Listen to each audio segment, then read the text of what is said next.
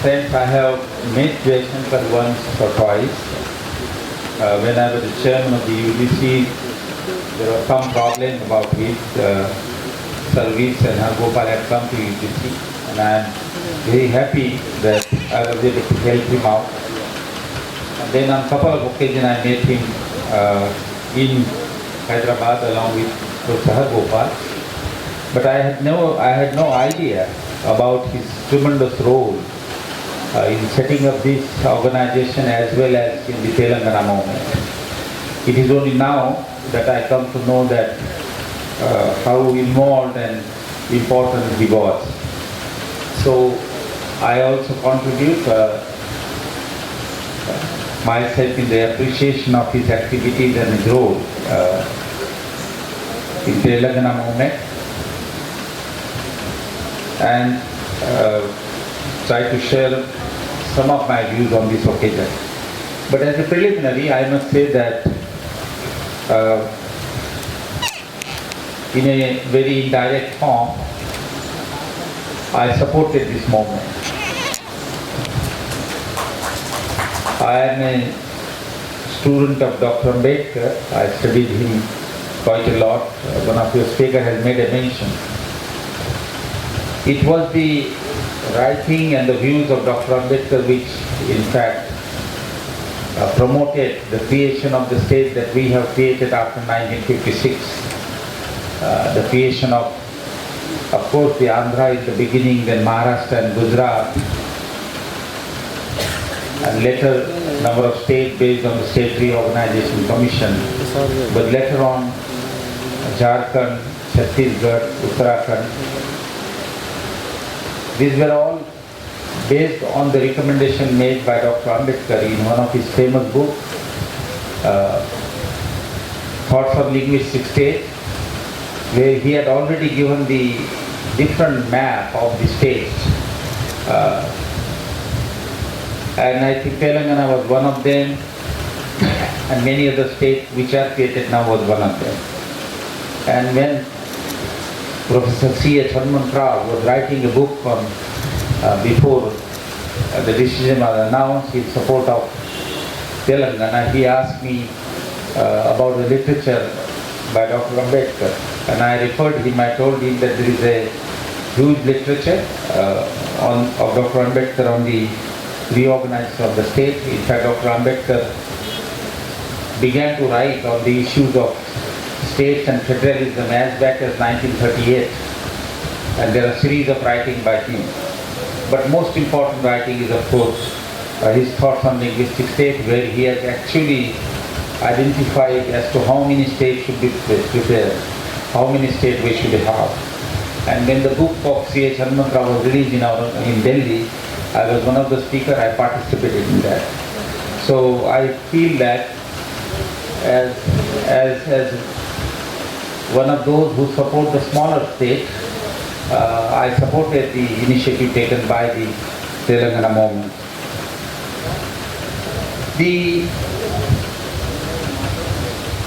demand has been met. Telangana has been created. And there are challenges before us, and there are challenges before you. I think the issue has been raised by the chairman, that the issues of development, issue of bringing the change in the life of the people in Telangana is still an issue in front of us. The concept of smaller state was particularly proposed by Dr. Ambedkar, and he laid down certain criteria for the creation of the state, which were different than that of the State Reorganization Commission of 1956. Of course, the language was the base, which he agreed. Language being homogeneity, language being oneness, language being administration became relatively easy. But he differed with the State Reorganization Commission that there is no need that we should have one state, one language, or one language, one state. There should be more than one state of the same language. And this was a significant departure about the views, about the indicators and criteria that was suggested for creation of the state. Dr. Ambedkar additionally suggested certain indicators and developed a different scheme. And that was the viability. He supported small states because small states lead to participation by the people in the governance. Larger states do not. And therefore, on the participation of people into governance, effective participation, he supported smaller states. But the state should be small, but it should be such that it is also financially viable. That the state should be able to generate the resources that can be used for economic development, for removal of poverty, for well-being of the people. So he suggested the criteria of financial viability. The most important criteria that he had suggested was the size should be such that it maintain the federal imbalance, the federal balance. He vehemently opposed the state scheme given by the State Reorganization Commission simply because it created number of small states, but it created number of bigger states, and which would bring a federal imbalance. They will continue to rule, and they will be subordinating the smaller states. So he proposed the states should be by and large of a similar size in terms of population and in terms of geography, so that nobody is big in size to undermine the influence and role of the other states. But then two important indicators were very important. And that challenge still remains before us. And one of the indicators that he says that in a smaller state, the proportion of the minority remains sizable. But in a larger state, the minority becomes still minority, and there is a danger that majority can undermine the rights of minority. Minority may not get an equal participation. So in a smaller state, he did believe that minority will has a chance of getting a due share in terms of participation. But he was worried about another important point. And that important point that given that our social structure and political structure is likely to be based on the caste, there is a close interconnection between the social structure and political structure, political parties. He was very worried about that even in a smaller state, the political democracy may not be essential in political democracy, it may turn out to be a communal democracy. The castes which are in a majority population will always continue to win the election, and that will not be a political majority. That is, political majority means that you vote people on the basis of issues and not on the basis of the caste of the person. But he was concerned that even in a smaller state, the problem of communal majority and undermining the minority will still remain. How to make the political democracy a real democracy? How to make a political democracy a participative democracy where people can participate on the basis of issues and not on the basis of caste, ethnicity, religion or others. That was his concern, and I think that is one of the challenges which Telangana has. I will mention about that. That was one of the concern of Dr. Ambedkar. And communal majority, the government being formed by one particular caste because of their majority year after year is an issue that we face in large number of the states. So how to modify and how to reform communal majority and convert it to a political majority where people can vote on the basis of issue. Dr. Ambedkar argued that political majority is dynamic, communal majority is not. Communal majority is permanent, political majority keeps on changing based on the issues. Political majority is based on the issues and the merit. Communal majority is not. It is based on identity. So that issue still remains. If we want to have a democratic participation for the people in Telangana, the issues of communal base to the politics need to be addressed. And I'll come to that later.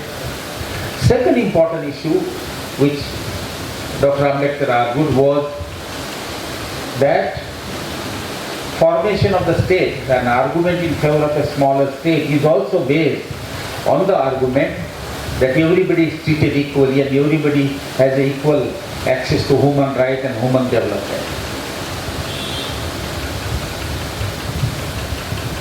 He defined nationalism or nation in Thoughts and Pakistan. According to him, the nation is a group of people who stay together in a common territory, perhaps speak a common language, but there is a communication between them. There is a participation in social life between them. People share their sorrows, the people share their joys together. It is a socially inclusive society. You develop policies in a manner such that everybody gets an equal right and equal share. That is nation. Dr. Ambedkar would say it is the kind of consciousness. Nationalism is different. Nationalism is urge to have a nation. And you got Telangana because you have a tremendous urge to have the state of your own. There are 30 applications lying with the central government. But Telangana got it because you fought it. There was a urge. Even if you have a language, common culture, you feel that you are victimized and discriminated by the other section, you still cannot become a separate state. The additional condition is that you should have an immense desire, which you had and which you fought. And that is the reason why Telangana is there. The tremendous desire and effort followed by that desire.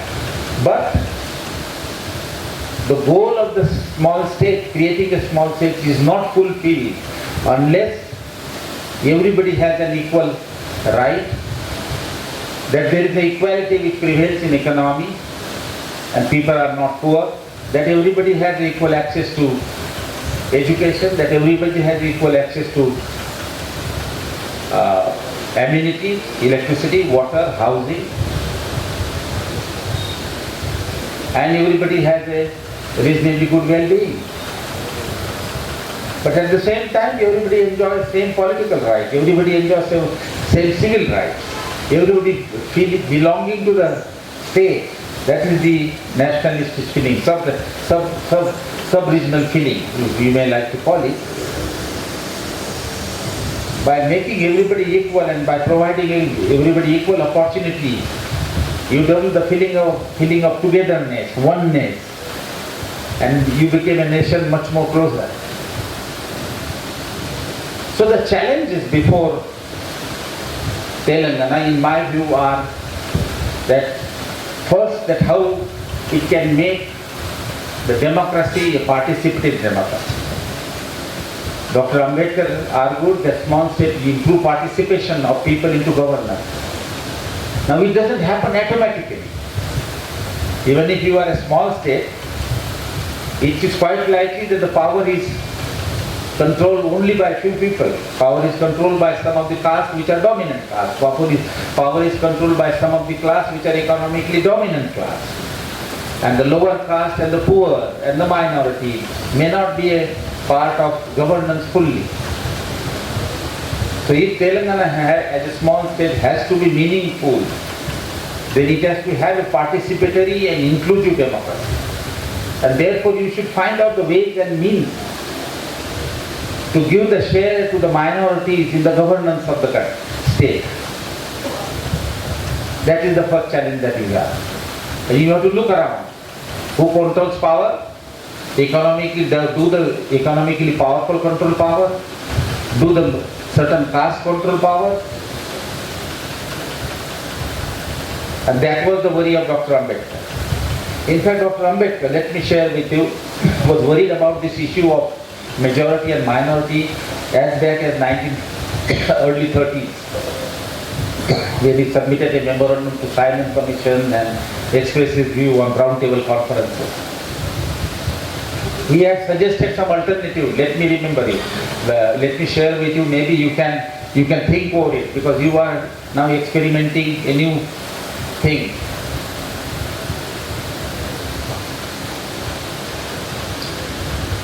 Dr. Ambedkar was of the view, early views, is that in a country like ours, where practically every religious community is here, all the religions in the world are present here in India. You name them and you get them. And then you have this caste system where peoples are divided into different exclusionary castes. Then you have ethnic group, you have tribals, and you of course have gender issues. We are a pluralistic society. Some people play a very intelligent game and say that we are a diversified society. We have a diversity. Yes, we do have a diversity. But diversity is also combined with disparity. There are disparity between the caste, there are disparity between religious groups, there are disparity between tribal and non-tribal, there are disparity between male and female. That disparity has to be understood. You cannot take a protection under pluralism or under diversity. Disparity across on the line of caste, on the line of religion, on the line of ethnicity, and also on the line of poor and non-poor is there, which need to be accepted. And therefore, as back as early 30s, he suggested alternatives. He said political democracy provides the rule of majority, and it should be respected. When you say that you will respect the rule of majority, means that you allow the majority to form the government. Yes, but he also warned that doesn't mean that the majority should not listen to minority. That doesn't mean that majority should take a decision which undermines the rights of minority. The majority has to listen to the minority. But there is no mechanism in political democracy. There is some mechanism also. And he therefore suggested number of ways.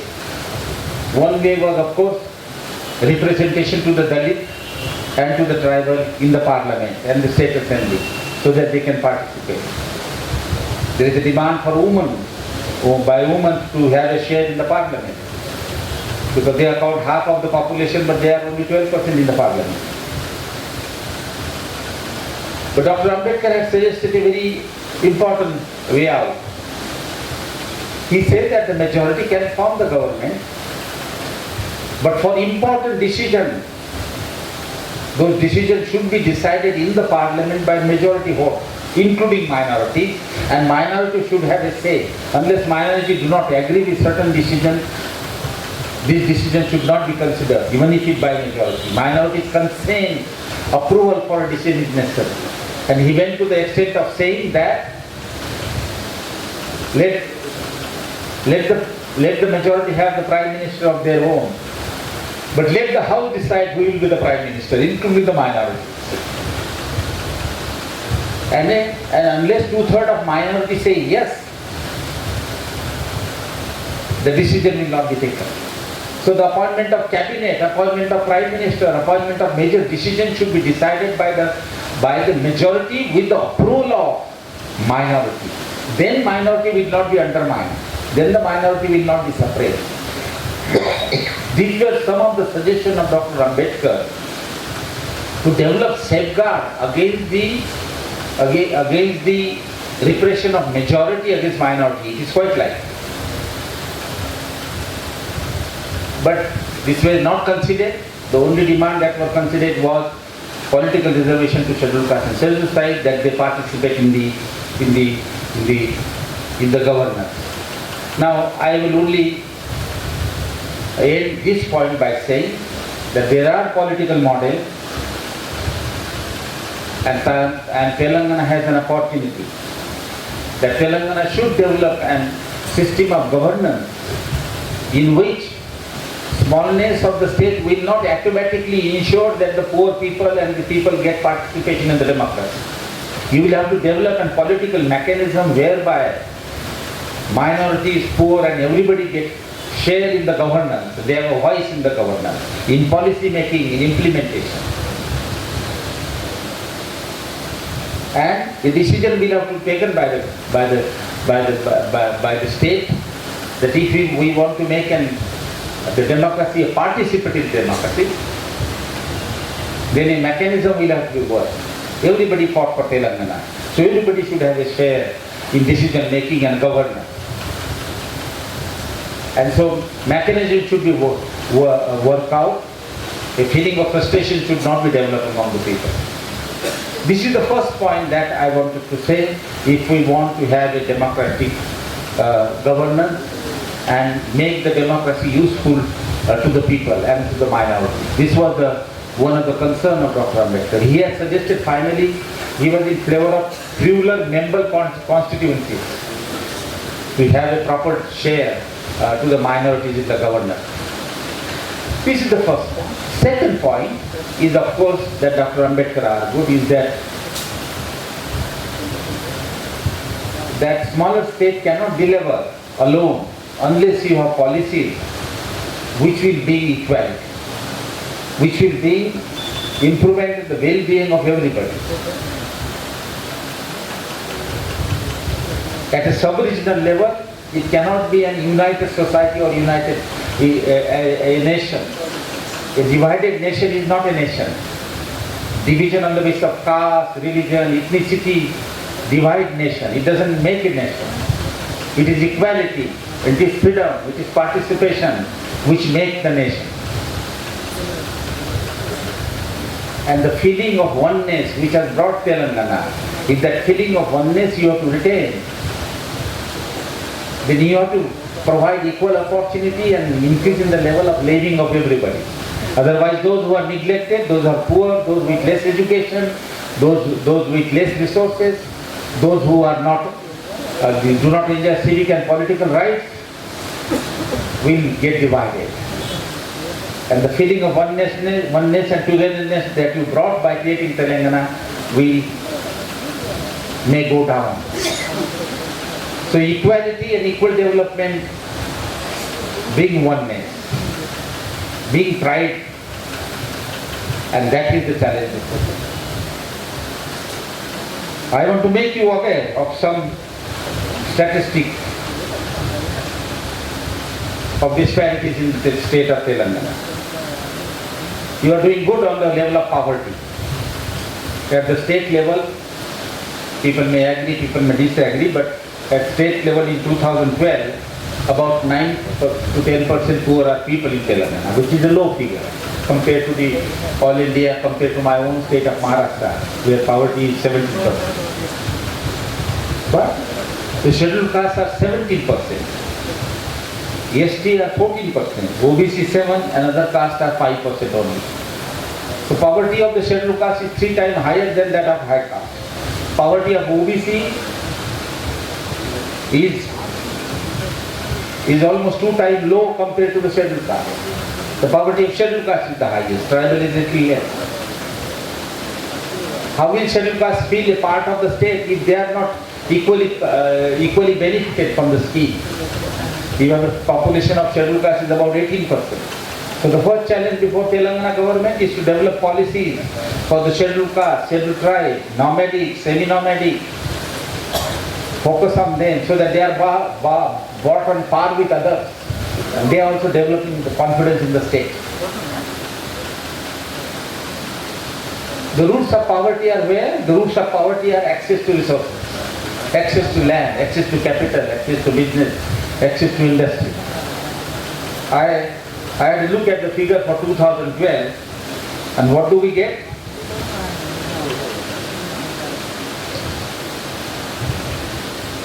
That in Telangana, out of the total household, I have taken the entire household in rural and urban area, about 41% have access to resources, land and business and industry. Another 25% are regular salaried like you and me. They get a regular salary. But there are 25% who are just wage laborers. if they work, they will get the wages, they can eat. And it is they who are more poor. I could not estimate the poverty of a wage laborer, but definitely it was much higher. But across the caste, the proportion of self-employed and those who have access to land and business is almost 48% among the high caste, 41% among OBC, but only 24% among the scheduled caste. The access to land and the business and capital to scheduled caste is much less compared to OBC and others. Same is the story of regular salary. 30% of the high caste are employed regular salary as against 21% for scheduled caste and little higher for OBC. And it's almost 11% for tribal. Tribals have a much less share in the regular salary employment. At the state level, as I said, about 25% of the household are wage laborers who only depend on casual labor.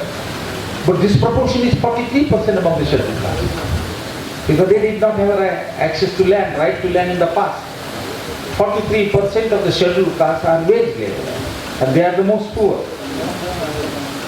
This proportion is 25% for OBC. It's not that low either.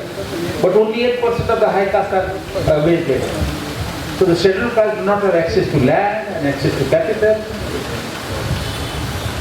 and they depend more on the wage labor. That is why wage earning is less and poverty is high.